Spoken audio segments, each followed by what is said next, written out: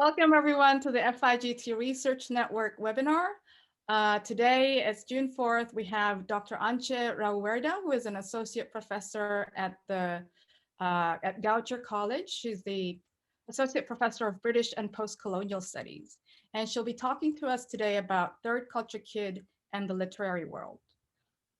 But before we start, we'd like to make do some housekeeping announcements from FIGT.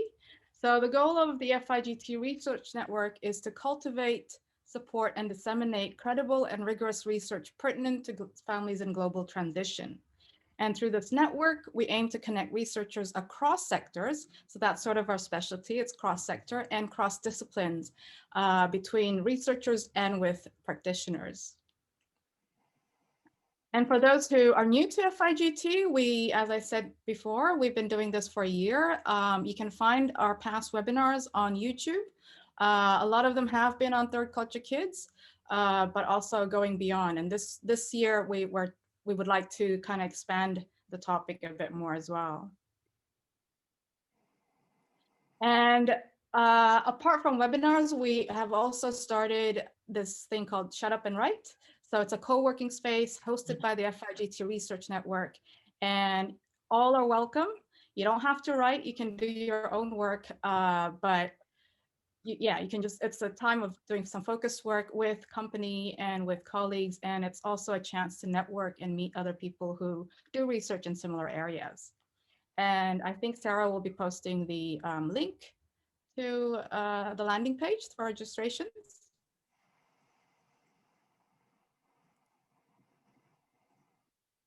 Or I can do that, Sarah.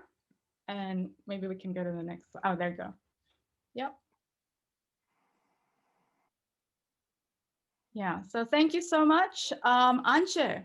So Antje has been doing a lot, and I've been reading her work as well. She has a book called, The Writer in the Overseas Childhood, the third culture of McEwan, Barbara Kingsolver, and others. Yes. And I think I've already introduced you. So please, Antje, go ahead. And yeah, I think she's one of the only person I know who works on third culture kids and literature.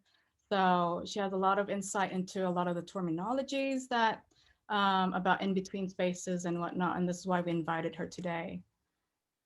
I know that Jessica, who is here, also works on third culture literature, and increasingly there are others joining me in the field. So I'd be flattered to say I was the only one, but I'm not. Well, I was doing my PhD, you were the only one. Okay, so I'm going to share screen. There. All right. Everybody can see my first slide? Okay. So I'm starting with this slide, why I need third culture kid. So I teach in what many of you would know as an English major. Where I teach, we've rebranded it as literary studies, trying to make it sound less colonialist, trying to make it be less colonialist, not just sound less colonialist, but actually be less colonialist. And it's a really interesting thing to try and do any kind of work about things that cross boundaries, because even within my department, most people are very rigidly defined in terms of nation and era. So I teach with people who identify themselves as Americanists, as British literature specialists, Renaissance, Chaucer. So it's usually like nation and era. So to be someone who wants to work on authors who don't fit a national box is actually quite challenging. And I really need third culture. I really need third culture kids as a term to try and make that work. So the problem I butt up against again and again is, how do you analyze an author who is a third culture kid, right? Who resides in a country, maybe holds a passport there, but whose upbringing is all over the place. There are so many examples, but just for an example for this morning, somebody like Michael Ondaatje, who was born in Sri Lanka, raised in the UK, and resides in Canada, and is widely celebrated as like a big name in Canadian writing. And yet all of his characters are dislocated misfits. It's really unsurprising how third culture his characters are. And the term third culture kid really helps one analyze somebody like Ondaatje. If you are here because you're keen to get literary recommendations, have a look at Heidi Thunberg's resources for TCK's webpage. She has a great searchable archive of like third culture kids who are authors, as does my blog. And if you're looking for the glossary for today's talk, it is also on my blog. So that's Third Culture Literature, and it's at Blogspot. And I think Sarah was going to put the link in chat. So you should be able to see some of the terms from this morning. Okay, great. Okay, so what I have, I know it's morning for me, it's not necessarily morning for everybody else. What I intend to do in the next 15, 20 minutes is talk about some of the terminology that gets used in my field that is similar to third culture, but also to make some comparisons that show how third culture kid is different. So that's why the glossary might be handy, is there'll be a lot of words, many words coming up. There are some terms in my field that really sound very close to third culture kid, but they're different. So third world, or C.P. Snow's third culture, or Timothy Brennan's third world cosmopolitan. I'll talk a little bit about what those are in literary analysis and how they kind of confuse what my agenda might be in trying to use third culture kid in research. And finally, I'll suggest some of the benefits and challenges of trying to use third culture kid in a literary analytical context. All right, hang on, my cursor has disappeared. Don't do that. There we go. Okay, so I'm going off the definition of third culture kids from the third edition of Pollock, Van Rieken, and Pollock's Third Culture Kids. And in the third edition, the traditional TCK is under the umbrella of cross-cultural kid. So if a cross-cultural kid is a person who is living or has lived in or meaningfully interacted with two or more cultural environments for a significant period of time during the first 18 years of life, that's the umbrella, then the traditional third culture kid definition is one of many possibilities underneath that. A traditional third culture kid, according to Pollock, Van Rieken, and Pollock, is a person who spends a significant part of his or her first 18 years of life accompanying parents into a country that is different from at least one parent's passport country due to a parent's choice of work or advanced training. I want to add to that this bit, which I think is really important. TCKs are raised in a neither nor world. So it's neither fully the world of their parents' cultures, nor fully the world of the other culture or cultures in which they were raised. So it's not an amalgamation, not merely a personal amalgamation of the various cultures they've known, but kind of a separate thing, a discrete thing that makes it third culture. I'll refer back to these in a few minutes, so try and bear them in mind if you can. All right. I'm going to open with a cluster of terms about people who have relocated. These are used in literary analysis, but they're also widely used in other places. So migrant, someone who moves usually temporarily. So for example, a migrant worker.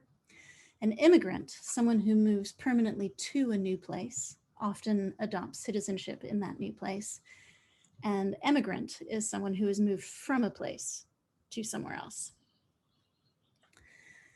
Diaspora, which kind of is often useful. Often some of the authors that I treat are diasporic authors. Diaspora it's originally from the Jewish diaspora, and it refers to a scattered population whose origin is elsewhere. So for example, the Indian diasporic population in England, or the Hong Kong diasporic population in Vancouver. And then global, which seems increasingly just to be a catch-all when people want to connote anything international, they'll throw global in, like seasoning, like pepper or something. They'll just throw in some global.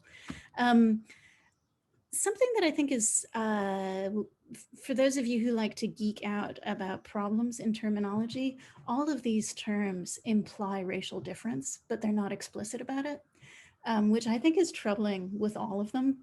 And it's something to bear in mind if you're like looking, it's like, okay, I'm on the hunt for better vocabulary for describing what I do. Even something like diaspora tends to have embedded race within it. So Indian diasporic populations in England, Hong Kong diasporic populations in Vancouver. And the race is silent in a pernicious and troubling way. So just that's something to be cognizant of if you're shopping for good vocabulary. Okay, moving on. Within my discipline, here are two terms that are really written about a lot. And theorized a lot. So when Danao introduced me, she mentioned that my position is British and post-colonial literature. Post-colonial studies it's an entire field of study. So there's a lot, a lot about what defines it as a field. In terms of era, it's after colonialism, and the colonialism that people have in mind when they use it is 19th century European colonialism in places like on the African continent or India, the Caribbean, Australia, Canada, New Zealand, etc.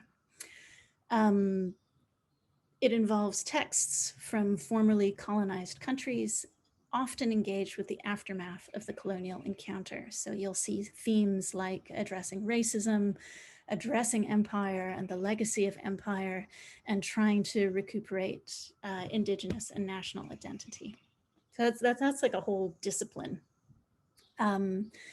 Increasingly, there's borderland studies, which literally spans a border. Often that means things like Native American or First Nations populations whose territory overlaps the Canada-US border. And most commonly in borderland studies, what people mean is quite specific to an American continental experience. So the borderland, the border being between the US and Mexico, typically. And there's increasingly a lot of theory on border studies, which again sounds like it could be really useful for us who might be interested in third culture kids, but it's a little nuanced, it's a little bit different. All right. I'm going to give you three terms that I'm going to compare explicitly with third culture kid. So the first of these is hybrid. And you'll have to bear with my graphic design, which is not fantastic, but I did my best for today. So hybrid, like a Prius, right? Electric and gasoline. A hybrid mixes two things. And I think in terms of how Pollock Van Rieken and Pollock define cross-cultural kid, hybridity often can work, can be used to describe some of those things, but a traditional third culture kid definition, and coming back to that slide that I showed you with like the definitions of what a traditional third culture kid are, I don't think hybridity works. If the idea, part of the idea in traditional third culture kid is neither nor, right? So not first culture, not second, and not an amalgamation, it's not the same as a hybrid, right? So if a hybrid, you might have blue and red and they come together and you make purple, right? It's a mix of the two things. A third culture kid, yes, I can't shade in the lines. Third culture kid is different, right? You have the well-known graphic for like first culture, second culture, but it makes a distinct third thing, which isn't necessarily a mix or not simply a mix of two things. It's something a little bit different. Okay, another term that sounds like it might be tremendously useful for us, and it can be, but it's nuanced in its own ways, is transnationalism. And I'm taking words here from Stephen Vertevec, his article, Transnationalism and Identity, and from Nancy Green, her book, The Limits of Transnationalism. And both of those were written close to 20 years ago. So they're kind of seminal beginning texts in the idea of transnationalism.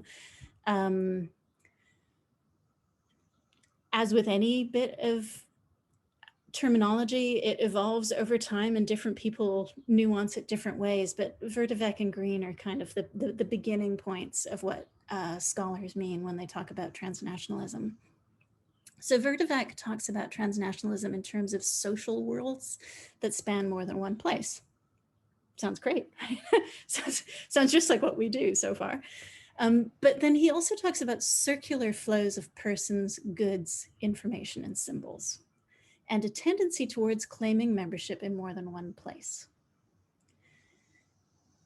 Adding to that something that Nancy Green observes, which is that transnationalism emphasizes the back and forthness of interconnected ties. How you can compare that with Third Culture Kid, so moving over onto my right-hand side here, so circular flows and back and forthness, so repeated crossing of the same borders, it's not necessarily typical of TCK, right? Like that's a little bit different. Membership in more than one place is also not necessarily typical of TCK. So TCK's having more than neither nor is different from what Vertevec is saying, which is both and, right? Subtle difference, but significant, right? It's important in terms of identity, how identity is perceived. Transnationalism doesn't have a developmental age component. And you don't even need to be a person, right? So goods, information, and symbols can also be transnational, which is another way in which it's different.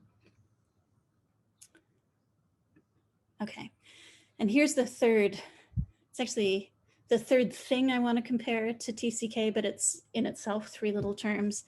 And I'm pulling here on Homi K. Bhabha, who is notoriously complex. He's a very, very important thinker in postcolonial theory. He's a huge name in my field, but everybody, I think, will agree that Homi Bhabha is extraordinarily difficult to read and to understand. We're going to oversimplify him radically this morning to try and understand a little. He has 3 terms that he uses. They're not necessarily synonymous, but they have an idea in them that overlaps all 3. And those terms are interstitial, liminal, and in between. So an interstice, if you just look in a dictionary definition and don't get engaged with Bhabha, it's just a gap. Usually it's a space. Liminal is usually a transitional area. So something like a hallway or an antechamber is a liminal space. It can be a threshold, some kind of border. And in between is being in between things. What Bhabha does with those terms is he talks about the line that divides as a kind of location itself. Right? So if you were thinking in our familiar Third Culture Kid terms of like first culture and second culture, or first culture and host cultures, he might have those first cultures, second cultures, and what he writes about is the dividing line between the two. And this, again, forgive my graphics, but it's like he has a microscope and he's trained it in onto the line. He's looking at the line itself. And then he kind of looks at the enhanced microscope vision of the line. And he's like, okay, on the line between these 2 things, you have people, right? So let's say, for example, you have India as first culture and England as second culture. He talks about the Indian who has moved to England as being interstitial, liminal, or in between. They're on the line between 2 cultures. And he theorizes all kinds of fascinating things about what it means to be on that line. Like to be on the line means that that individual has an influence both back to English culture and forward to Indian culture. It can influence out. And also he adds the element of time, which is really unusual. So he talks about being on the line. He has a really his language is very elevated, but it's a really rude image, actually. It's a great image. He talks about, like, if you're on that line, it's the place where the past touches the rear end of the future, right? So the past is touching the backside of the future. It's quite cheeky, really. It's like touching the future on its ass. Off we go. So he has that built in. It's all, if you like theory, philosophy, it's all quite provocative and interesting. How does it compare with TCK? Well, we think about things differently. Like if we have first and second for third culture kid, then third is its own sphere. It's its own kind of substance. It's its own place, right? Like that third culture is its own zone. And Baba doesn't do that with it. Baba has sort of first and second, the line in between. The line in between is a provocative and interesting place to be, but it's not kind of expanded out. In other work, I'm arguing for like third culture nationalism, right? So I'm kind of arguing for this being its own location, its own space, which is a much more expansive thing than what Baba is arguing for, which is like what happens on the defining border, on the line. Okay. So in my world, when I try and get things published on third culture kids, I run up against terms that sound similar and that readers look for.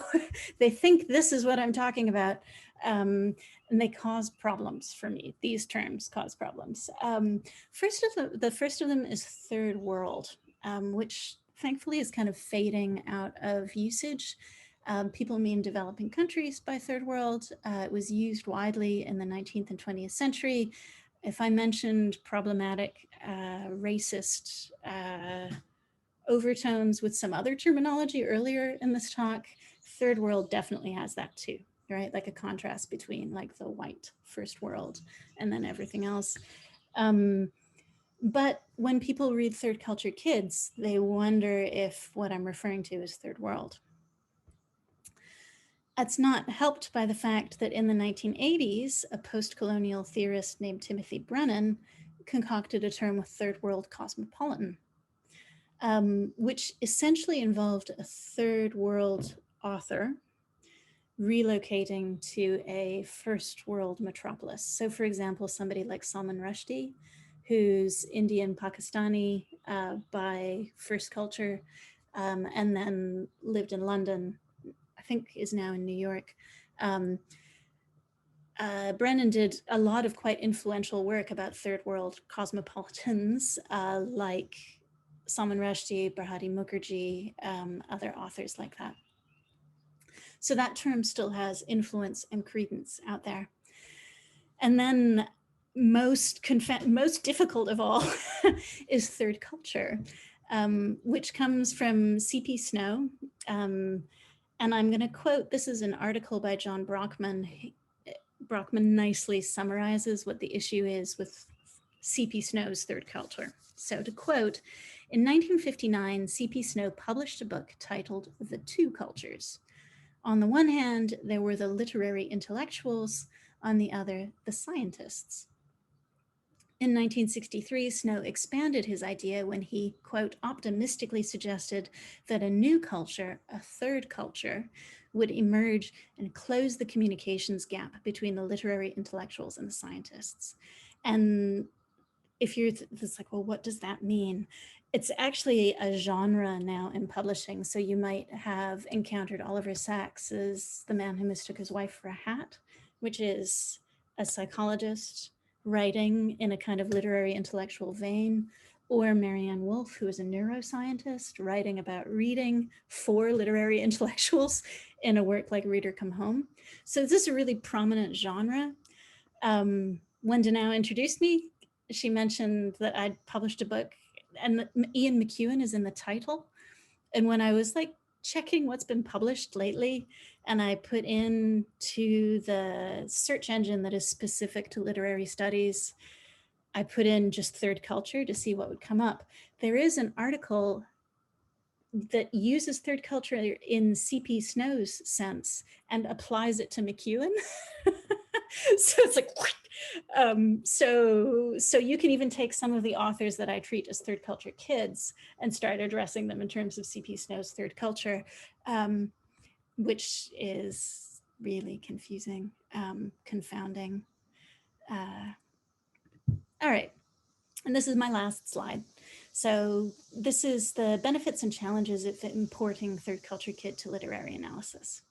And I think something that's really, really significant, and that as I was preparing to do this talk, it became almost so clear that it was like, well, I don't know, maybe everybody's already noticed this. So perhaps this is redundant and you guys all already know, but I think it's perhaps worth saying anyway. Having time embedded into a term is actually really unusual in my field anyway. So of the terms I've introduced in this talk, only 2 engage with time. So post-colonial, after colonialism, and liminal or in between, which is where Baba put in his joke about the past touching the future's ass, right? None of the others deal with time. So migrant, immigrant, emigrant, diaspora, global, borderland, hybrid, transnational, third world cosmopolitan, none of them ask you to engage with specific periods of time. Third culture kid requires dislocation during developmental years. So it involves both displacement and within an individual's lifespan, a specific period of time. This is what makes it useful. So coming back to Ondaatje, I can take into account how his childhood experiences of displacement affect the fiction that he's generated as an adult. And this is also what makes it so difficult to import into literary analysis as a term. First, you have to explain the notion of developmental years, right? So you're talking to literary scholars and you have to take developmental psychology and bring it with you into the article. That's challenging. And second, even if you do that, you can fall into the trap of talking too much about author biography, right? Because you have to make the point that the author is a third culture kid before you can make the point that their work is third culture literature. And then you can get into the analysis. So there's a lot of you can fall into the wormhole of author biography and never get enough into the literary analysis. And then people are like, well, why are you psychoanalyzing authors? What are you doing? That's not your job. And it's like, well, I know it's not my job, but I have to do that bit. Otherwise I can't do the third culture kid lens to apply it to this particular novel. But it's a really tricky maneuver to try and make, I'm always trying to straddle the line between being concise with explaining what third culture kid is and what developmental psychology is and then get into literary analysis. And it can be incredibly tricky to try and get that work published anywhere. Benefits, challenges. That's it from me, and that's probably plenty of verbiage for the morning. So I will end my screen share here if I can figure out how to do it. Where'd it go? And slideshow. There we go.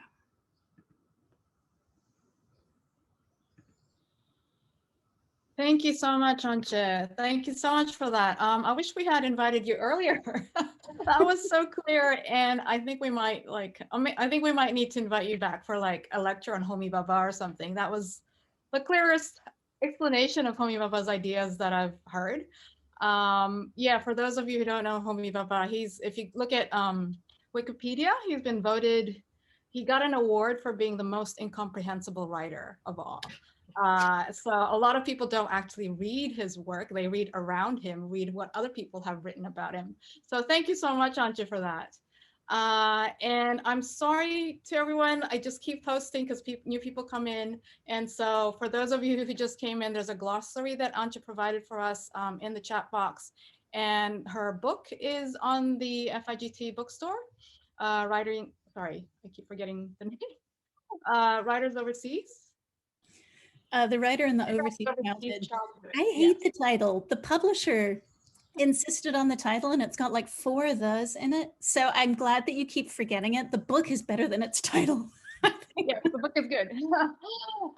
So yeah, we would like to open up for discussion. And for those who came late, and also for those who don't know, we actually had a discussion about the term third culture kid a year ago, talking about, didn't go into this much detail about all the different terms. So if you haven't seen that one, you might want to compare the two and just kind of see the narrative that we're trying to do in terms of, I guess one of the things we've been trying to do with the research network is sort of take the third culture research and try to see how we can not fuse it, but like have a conversation with all the other literature out there that is related. And so thank you so much, Antje, for doing that. That kind of like sets the tone and sets the theme. So we'd like to open up for discussion. I think I saw a lot of comments and questions, but I think Ruth had the first question, although it seems like a few others have sort of responded to that. Ruth, would you like to ask the question? And maybe those who have responded could respond, or Antje could respond. Well, I just, when you use the term migrant, first, thank you. It's a super presentation, Antje. I really, really appreciate that very much. And there's still much we're all learning. When people use the term migrant and are from Europe, my brain always gets confused because I translate migrant to migrant worker, which would be the temporary people that you're saying. And so the first time I was asked to talk about migrants in Germany or something, you know, I felt like when I got there, I had no idea what I was talking about. So I'm wondering if this is one of those terms that's culturally different or different in different places. That was just my question in general, because that is, for me personally, something I always have to figure out. What are you saying and who are you talking about? That's all. So, but it was a great presentation. Really appreciate it very much. You're welcome. I haven't been following the chat because I've been talking. I'd be really curious to know how people responded to that in the chat, because Ruth, I suspect, like I'm in Baltimore, so I'm kind of saturated in the American context. It's very xenophobic over here. So I suspect that what you said is true and that it means something different when people are talking about German migrants. So I'd be really curious to know what other people said in the chat. Well, I'm saturated in the US culture too. That's why it's always like a translation process for me.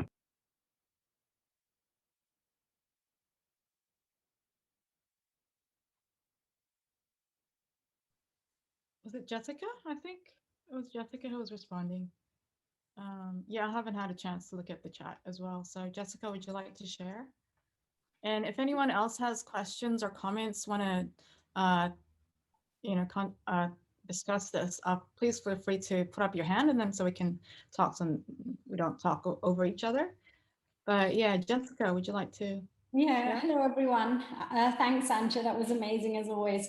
Yeah, so in my work, which is also in the literary field, I just use migrant to refer to anyone who moves.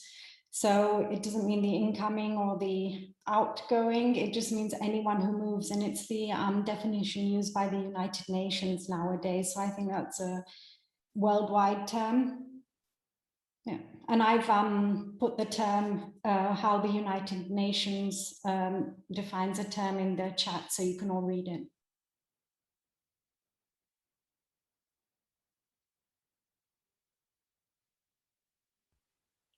Thanks, Jessica. Anyone else have a comment or question? Or how this, any response to how Antje is using it compared to how you're using it in your research, perhaps?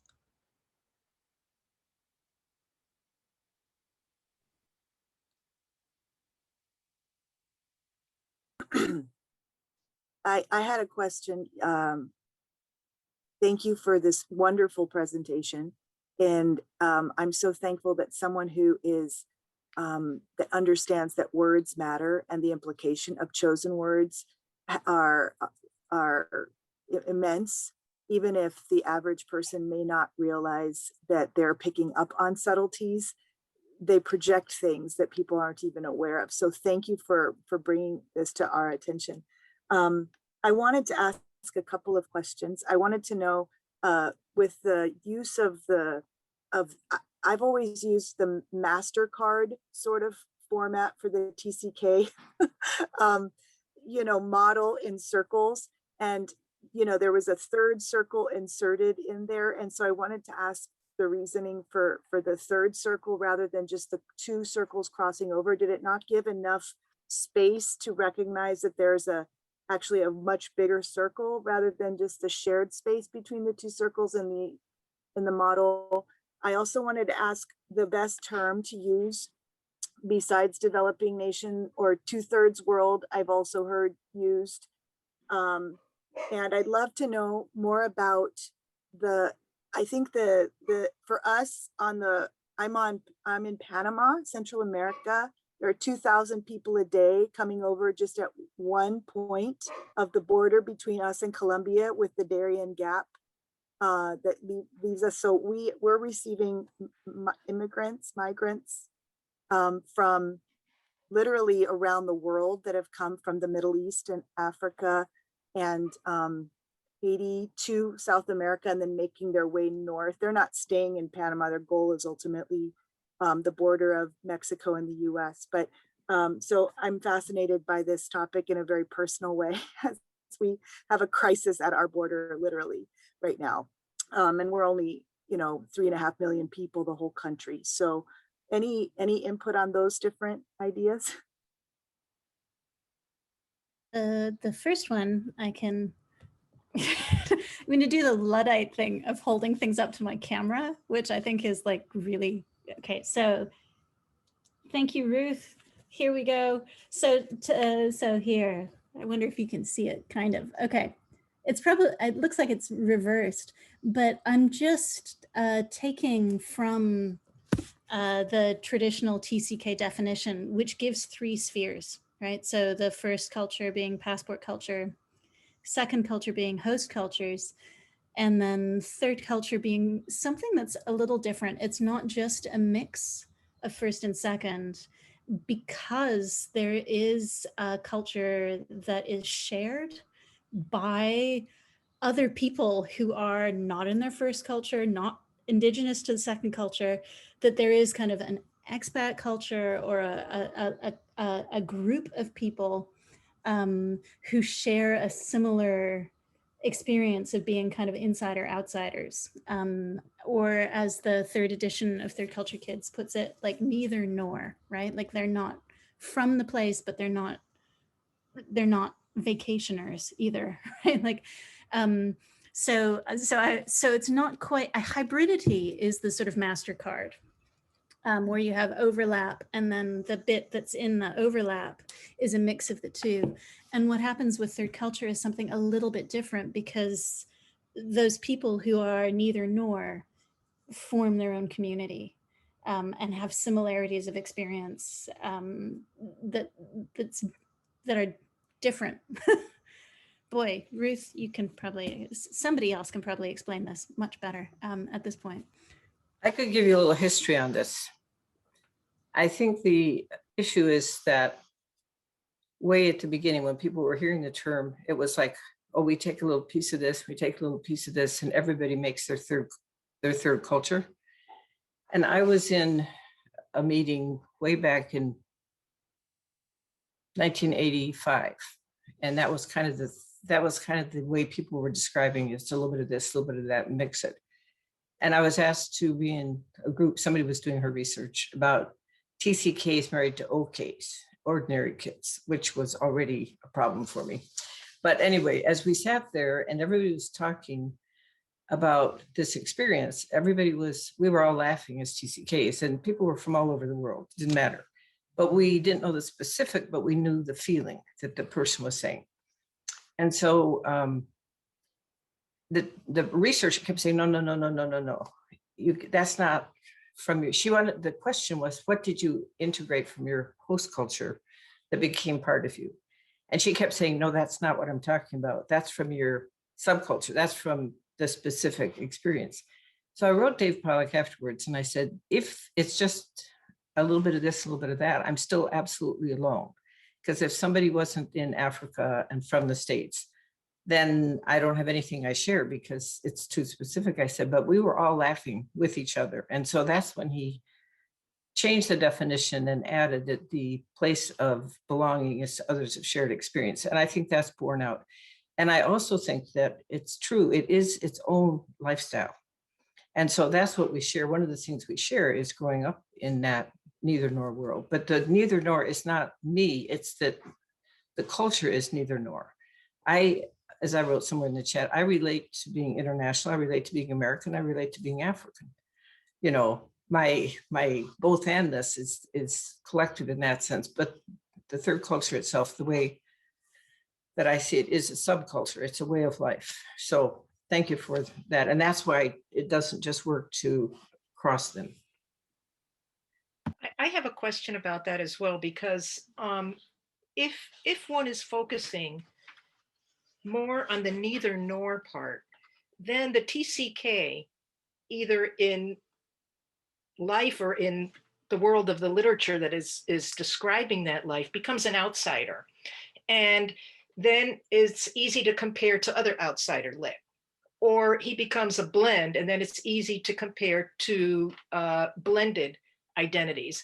And I think, Ruth, I'm glad that you pointed out that the identity is not exclusively not belonging to any pure culture or even any mixed culture, but belonging to this bigger TCK thing. So that I, who grew up as an American in Venezuela with parents from two different cultural identities, can much more easily identify with somebody else who shares none of those specifics with me.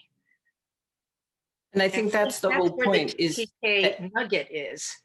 And I don't know how in literature and in comparative studies and that type of thing, it's really being delved into.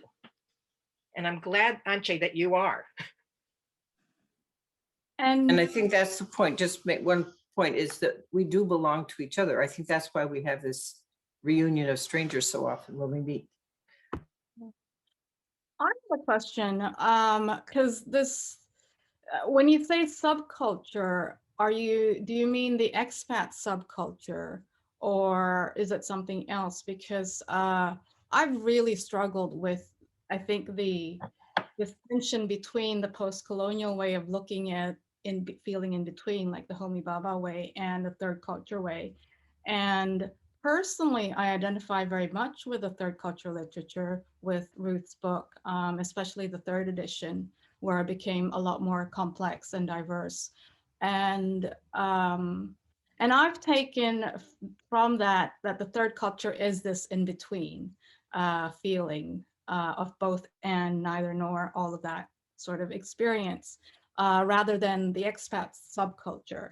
And so there's always, even like while we were, doing FIGT Research Network and stuff, there was that bit of tension between, is this about the expat subculture, or, and also being from a non-white background, from a family that does not speak English or any European languages, it's been a real struggle, like a frustration, where the third culture literature seems to say that it's different from this whole post-colonial stuff. Whereas from my perspective, there's just so much overlap, and that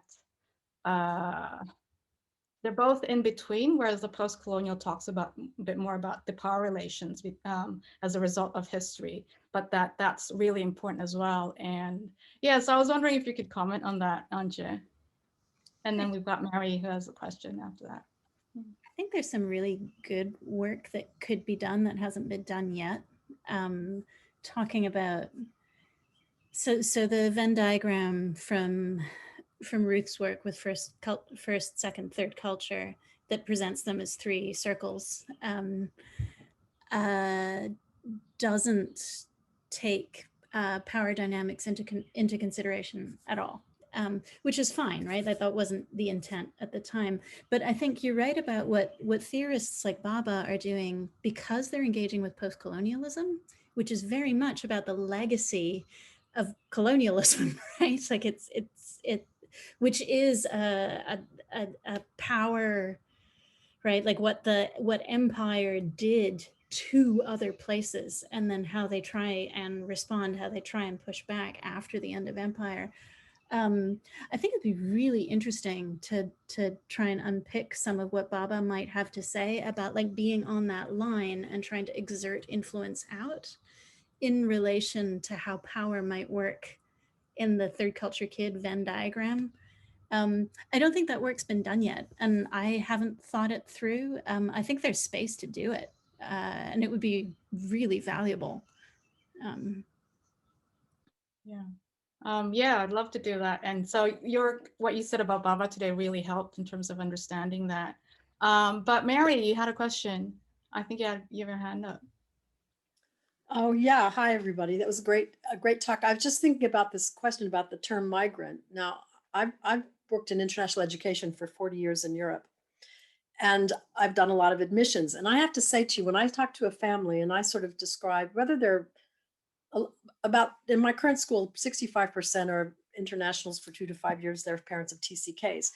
And I can talk to them about the nature of our community. And some of them actually know the term TCK. Some have never heard of it, and they're just blown away that there is such a concept. But I have to say to you, if I were to sit there and talk about the 65% of our children who are migrants, I think I'd probably empty the building out. Just a comment. The connotation that would probably come up in parents' minds in Europe is not like, this is the kind of school I want my kids to be in. That's the only thing I wanted to say as a reaction to that term.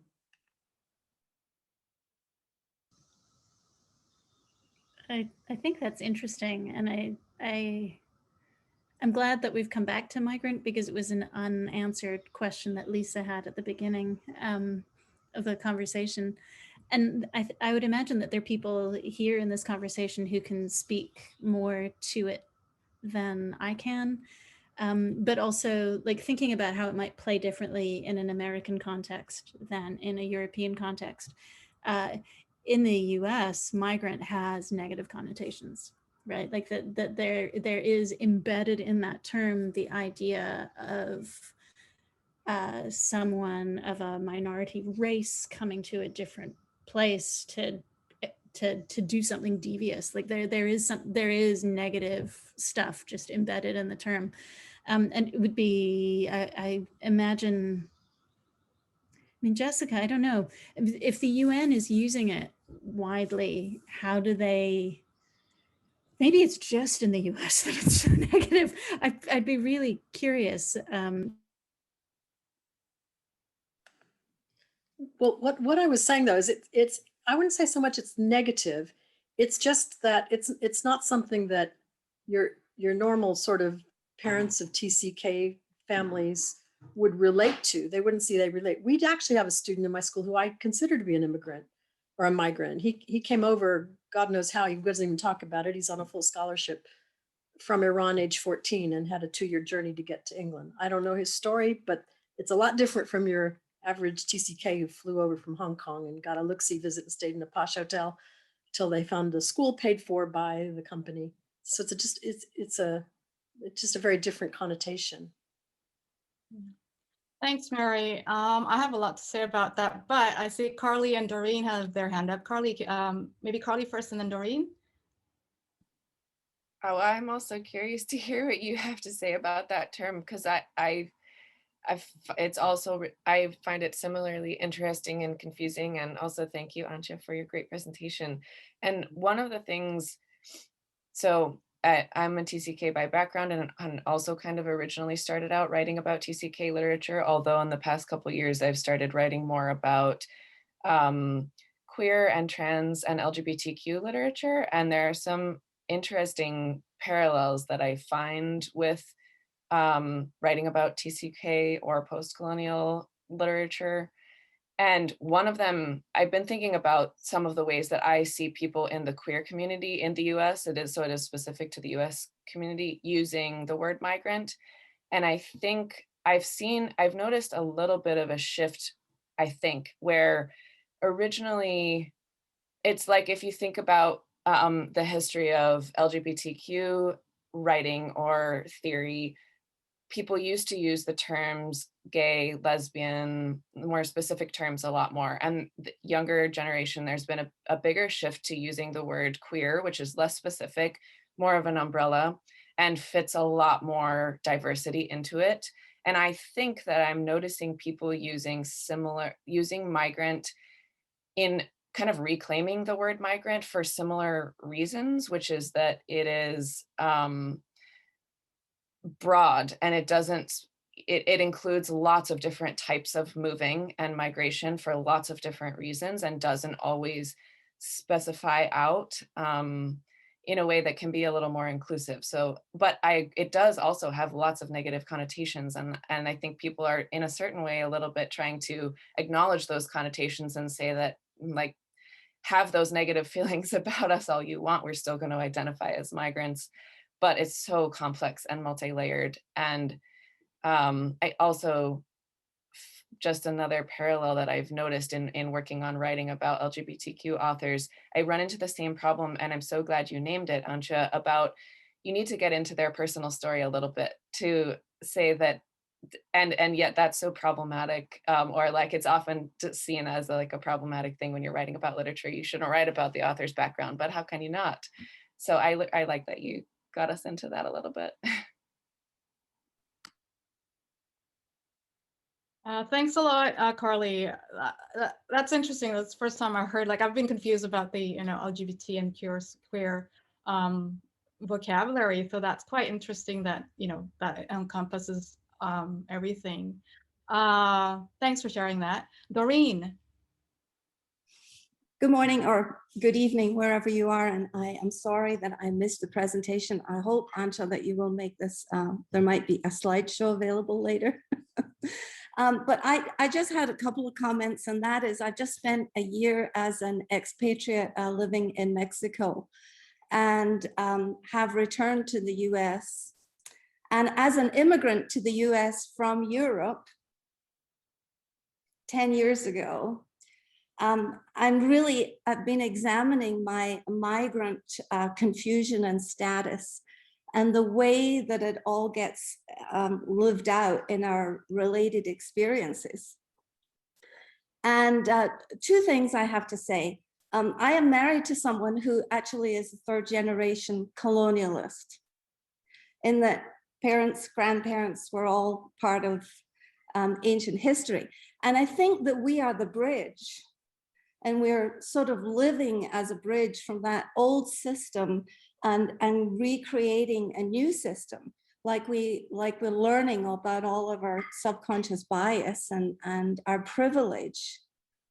And I think it's just really an exciting time to be awake. So I'm trying to just observe that journey and talk to people about ancient colonialism and how it's kind of ingrained in the cells here, whether I want it to be or not, because of my choice, because of my place of birth and my upbringing, and then my choices later on in life and marriage. So it's all about our personal story. And I think it's fascinating how, coming back to America as a former expat in Mexico, how being a migrant here is very different. And I constantly want to claim that term, immigrant, because I present as a perfectly natural American. I can sound like it, I can look like it, I can act like it. But how do we help people to integrate all of our experiences in order to have a much more free flow and acceptance and at a heart level? And that's what I'm really curious in following any literature that is available on that, because it's only when we connect what we're thinking and what we're feeling that we're going to move forward. Thank you. Thank you so much, Doreen. And I see, Lisa, you've got your hand up as well. So Lisa, and then we'll close formally, but stay on for the discussion if you want to. Oh, thank you, Donna. I was just going to say in the chat when you were speaking, Antje, about the, the neither nor, you know, I'm an adult TCK. I've only ever lived in the United States, my only passport country, for 4 years of college, and I'm back in Panama, where I was raised in the Canal Zone. Even last week, just presenting in a US Panama relations class at our international school, with the demographics of the class, a few US passports, but mostly from this region, about the US invasion of Panama, and was not well received, because I talked about what perhaps led up to that moment. And the students were very upset, and kids that I've known since they were in preschool, that know me as a person and personally. So I only ever think of neither nor when I'm living in an unhappy place. I like to think of both and. And I don't know if you know the work of Lauren Wells. She's in her 30s and has written what I kind of like to call the accompaniment book to, or the follow-up book in a way to, you know, Ruth and Dave's book and Michael's book, Raising Up a Generation of Healthy Third Culture Kids, a Practical Guide to Preventative Care. And she talks about the ampersand being the symbol of the TCK, the both and. And I like that it's kind of morphed into thinking about how we can look at things positively, because I want to move forward into thinking about what the best parts of that life that I've been gifted with are. And so, and I know that we need to camp out in the hard spaces too and process them, but not like remain there. And so I just wanted to bring that to your attention and, you know, make you aware of that different perspective too, just from her perspective. And she does incorporate well the developmental part of it with the preventative care and starting early with kids. So I just wanted to mention her work to you too. Thanks so much, Lisa. We do have one more question, but before we go on, for those of you who are interested in talking about the terms like migrant and so on, Mari Corpella from Tampere University, she's actually been organizing a monthly discussion about terminology, concepts, and it's very casual. So it's really nice where you just get to hear a lot of those things. Mari, would you like to post like, do you have a link or an email that people could go to so that they can get on your mailing list? Yeah, so if anyone's interested, please go there. And it is 10 o'clock, but Diala will take one more question before I formally close. I keep saying that, but is it Diala or Diala? Yes, it's Diala, actually. Thank you, Danao. Yes, it's my first time to join one of these calls, and I was super excited when I saw you post on Facebook about the session. Thank you so much, Antje. I hope I'm pronouncing your name correctly. I'm very intrigued by, first of all, to start off, I'm a TCK myself, and now in my adulthood, I'm raising TCK children. So, you know, it's sort of now going on to the next generation. I'm intrigued by the, you know, how sort of political conflict. So my parents were refugees, so that added another layer. So, and they became refugees post-colonial, in the post-colonial era as a result of colonialism, actually.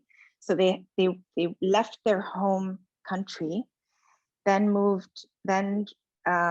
became citizens of another country, and then moved to another country where I was born. And I've been moving ever since, you know. So this issue of belonging to, you know, belonging to the TCK culture has been really important for me personally, and now is important to my children, because, you know, as you keep moving, you create your own culture, so to speak. So it's actually not even a third, it's become, I don't know what it, or maybe in this space of a third, there's so many different elements that come in, and it's just fascinating. And I love connecting with other TCKs. I feel it's very interesting. And I do find that, you know, thank you, Antje, for I'm going to definitely look at your glossary, the you know, books that I can read up further in literature, because I myself have recently written about my experience and talked about, but I haven't published it yet. It's still my first draft, but, you know, that sort of being a refugee and having that element, you know, and that cultural identity, and then going, you know, to a host country, but then being born in a third country. And so I think in looking at post-colonial, you know, and the impact that colonization had on so many countries and cultures, it's almost like you have to carve out your own space.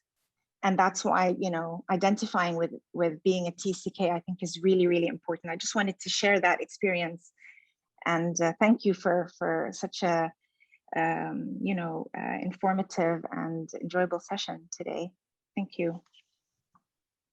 Thanks so much, Diala, for sharing. And I actually have a lot more to say, so if you would like to stay on, stay on. But formally, we promised 1 hour. So for those who came and have to go, thank you so much for coming. We will be putting it up on YouTube. It'll take a bit of time because we need to edit it, but I've posted the link in the chat, or Sarah, can you post it again? And also we do have a bookstore, FIGT online bookstore, and it's via Amazon.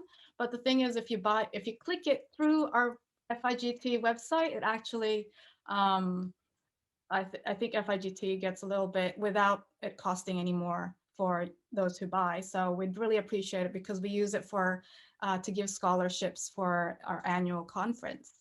I think that's the only announcement before we go in, unless Sarah, do you have any announcements? Otherwise, we can continue the discussion because I have a lot to say. Other than, don't forget, we do have some more Shut Up and Write sessions coming up. So if you haven't attended any, great spaces to get some work done, whether you're writing on something, a blog or a journal article or a paper, or even getting work done, to do it in a supportive space that's carved out. It can be very helpful. So then for now, I'll go ahead and stop the recording and then we can continue the conversation. Oh, you can continue the recording, I think. Shut up and write. There we go. Yeah, or up to you. I don't know. Yeah, so continuing the discussion, I've just posted Shut Up and Write in the chat box again for those who are late. But thanks so much, Antje, for bringing this up and like opening up the discussion.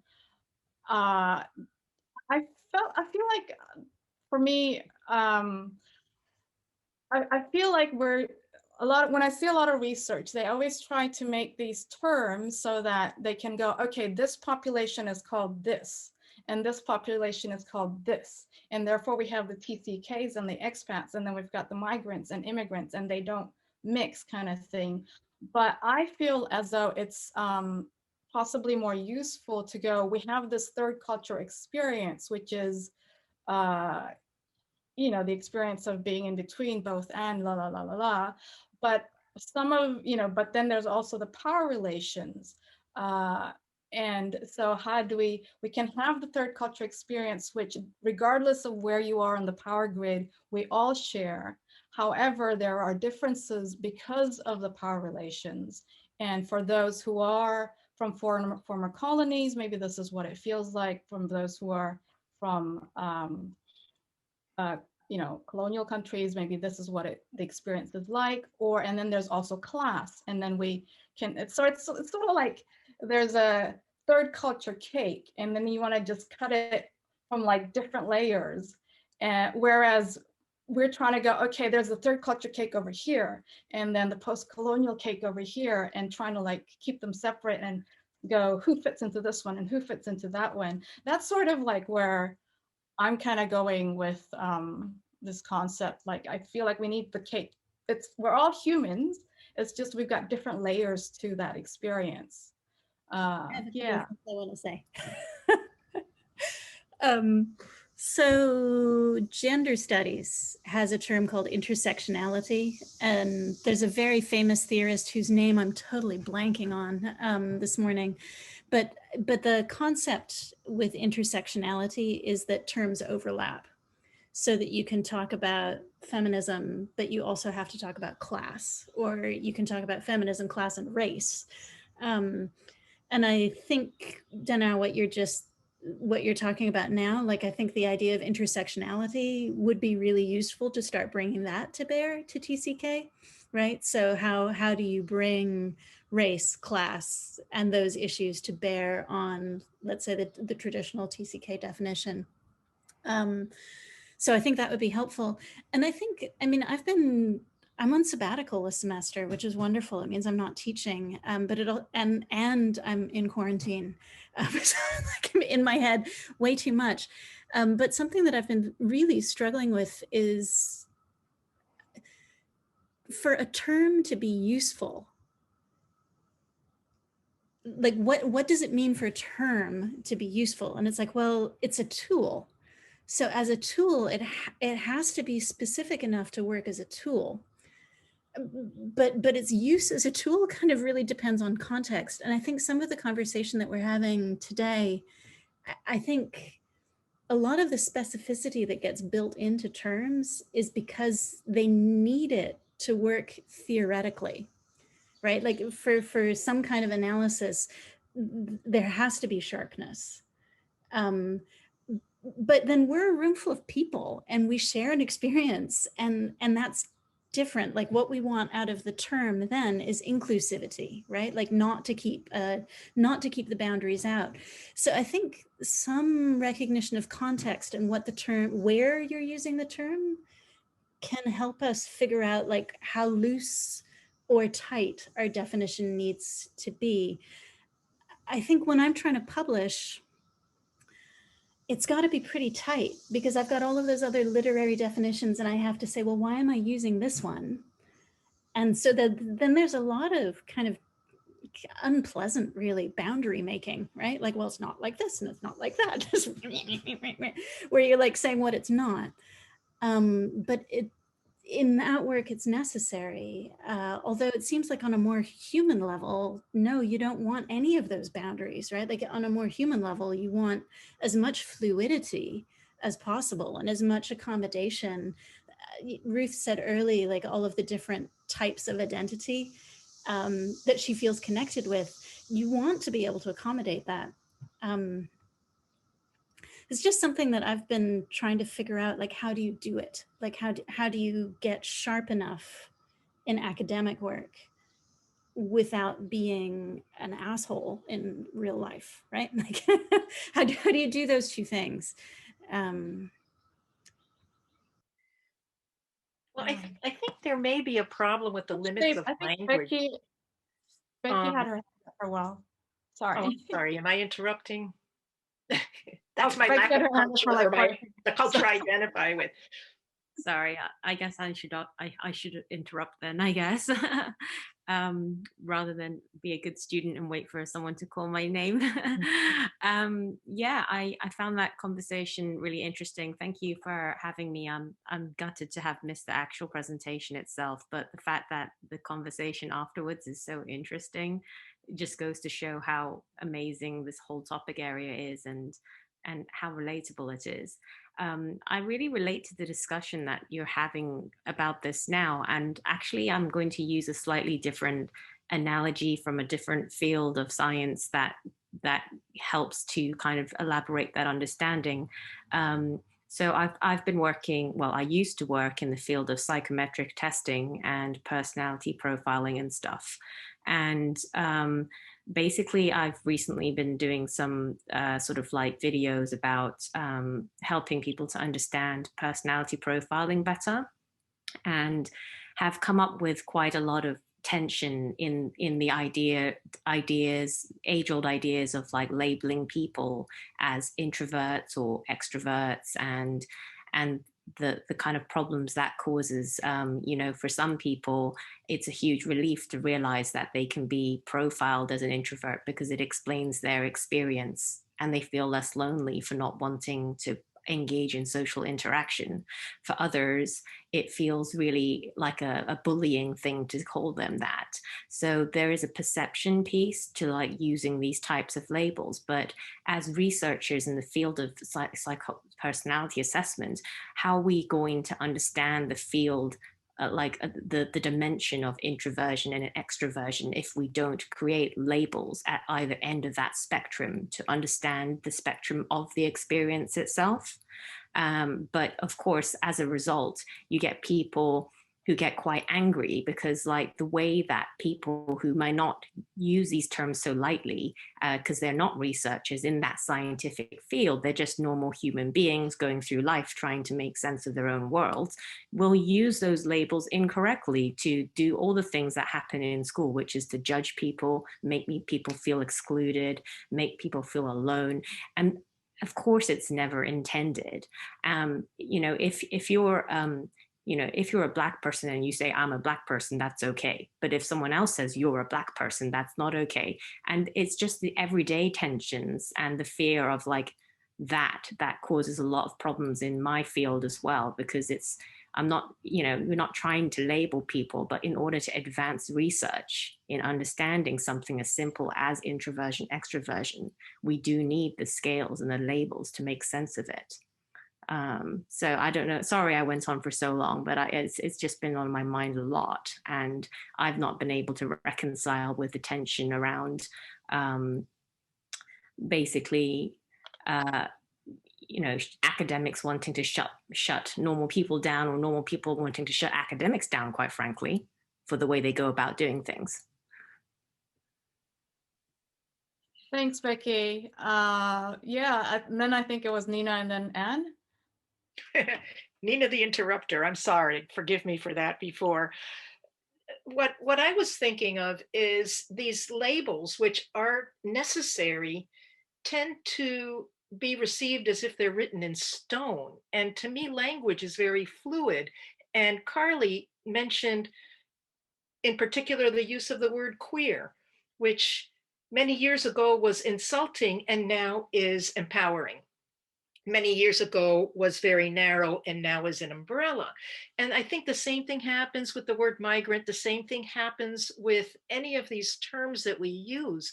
And so in looking at literature, especially, you're looking at language, you're looking at words, you're looking at how words are being used, and are these terms fluid or are they absolutely permanent? And in analyzing the literature of TCKs, whose identity is maybe more fluid and maybe more liminal than the identities of somebody maybe raised in a single culture, if such a thing even exists anymore, that may be a way to enter into the body of the text and also include the use of the autobiography of the, or the biography of the writer in as much as you need to. And that was my moment of excitement, you know, with this idea of labeling and language and what we're calling ourselves, and understanding that we move with identities as we grow. I mean, the focus on TCKs is on the developmental years, and you're developing. You're not something, you're becoming. And I think that happens over the lifespan as well, not just in those years up until you're 18. So what we've become by the time we're 18 is useful to a certain extent, but I don't think we need to be caged by it. Well, thanks a lot, Nina, for pointing that out. Yeah, but go, Anne. We can't hear you, Anne.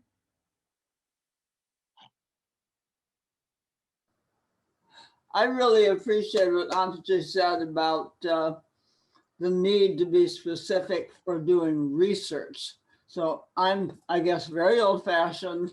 I really want to use the traditional narrow definition because I want to know that we're all studying some slice that has a commonality. To me, the big cake that you were talking about is CCK. And I'm surprised that hasn't been brought up more. I love that term because it really does say, hey, we all have these shared things. But as a researcher, that's just my perspective.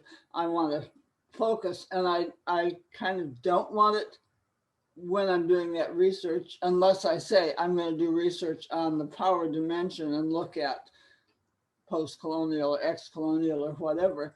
And that brings up another question that somebody, oh, I was interested in what Mary said about the kids, the TCKs in the international school who come with families that pay for the international school and stay in the fancy hotels, et cetera, et cetera. to me, this is not used, but technically the child of a, let's say, a domestic worker who works for a while in another country with their children, but goes back home again or goes to a third country, and that happens, is also a TCK, but that experience I think is very different. And I don't see people applying TCK to that population, which kind of technically I think they should. Thanks a lot, Anne. Just to clarify, when I said the big cake isn't TCK, it's third culture. And so I guess for me, it's more about going back to the use themes, how they originally used it, which is, it wasn't about the American kids and it wasn't just about the Americans, but it was about the Americans and the Indian in relating to each other. And so it's that interstitial, like in between, I suppose. Okay. Yeah. I do love CCK because it does make clear that there are so many different specific kinds of experiences, and also that one can have, as I forget who said, you can be a refugee and a TCK. You can be a, you know, that's my 2 cents. Thanks. Becky, was that a new hand or an old hand? Whoops, sorry, I'll put it down. Thank you. Yeah. Antje, would you like to, does anyone else have a comment or a question? No.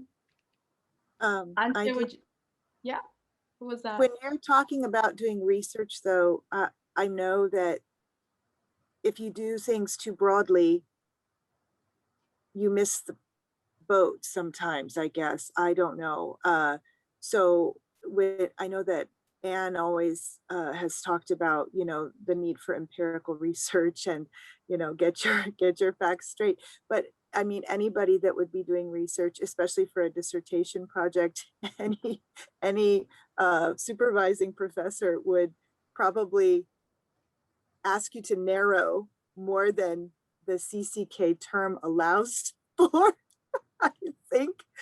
So I'm not really sure how you balance that out with actually getting to a point and that could be useful to people and serve the community, rather than, I'm not even sure how to formulate this question properly, but I love the CCK term because there's so many things in the subpopulations that do overlap, but then you're going to be doing your dissertation for like a decade if you're not, you know, thinking more narrow, in a more narrow format. So I don't know, Anne, maybe she wants to respond. She has her hand raised. Yeah, well, okay. Going to the researcher perspective, one of the things that I find interesting is how people will conflate migrants with TCKs. Well, maybe they're basically really the same. I don't know. What my big thing is, we need comparative research. I really want to see someone who, and of course that's god awful difficult to do, and how do you get funding and all that, but at least do some beginning exploratory. Are they essentially the same experience? And if they're not, in what way is it different to be an immigrant versus a TCK? And I don't know how you answer that. I keep hearing people conflate them or say they're not the same or whatever. I hope people will just do comparative research and begin to say, this is why I find, and it's terribly difficult, but that's my big push always, is couldn't we please get some comparative research going? I find that really exciting, Anne. And Oh, thanks so much, Anne. I think it's such my happiest talks are when I get to the end and I think, okay, somebody needs to write a paper on blah. So Anne, thank you. It's like somebody needs to write the paper on like power dynamics in TCK and compare it with Baba. So I don't know, Danao, you're not so busy, right? You can do that. You should take that one on. And somebody needs to write the paper on TCK and migrant and like how those two terms really compare and where the overlap is and where it isn't, or TCK and hybrid, like coming back to Lisa's MasterCard symbol, right? Like how do they overlap? How don't they? So I think it's exciting. I mean, we're not at the beginning of the field of TCK, but there's still so much. And it's a nice spot, I don't know, Danao, nice spot to end on where it's like, hey, look at all of the potential research projects. If anybody's looking for one, like there are like 4 or 5 just ready to be snapped up this morning. Thank you so much, Antje. And we've had you for, it's almost 30 minutes gone, but thank you so much for staying on and for the discussion. And thanks so much for the presentation. It was great. So easy to understand. Yeah, I really appreciate it, Dan. I really appreciate the discussion. I guess for me, it's more about power. Like, you know, if you're going to talk about comparative, it's about power, but and then other things as well. But anyway, thank you everyone for coming. We really appreciated it. As Sarah said, there's more opportunities to network and we will be having more webinars. I'm hoping the next webinar will be able to maybe invite Loretta Baldassar. I don't know if you've heard her, but she's quite a big name in transnational family studies. So stay tuned for that and possibly with Helen Ellis together. But yeah, thank you so much for taking the time for doing this presentation. And I think everybody appreciated it. It's like all the chats coming out. Thank you, everybody.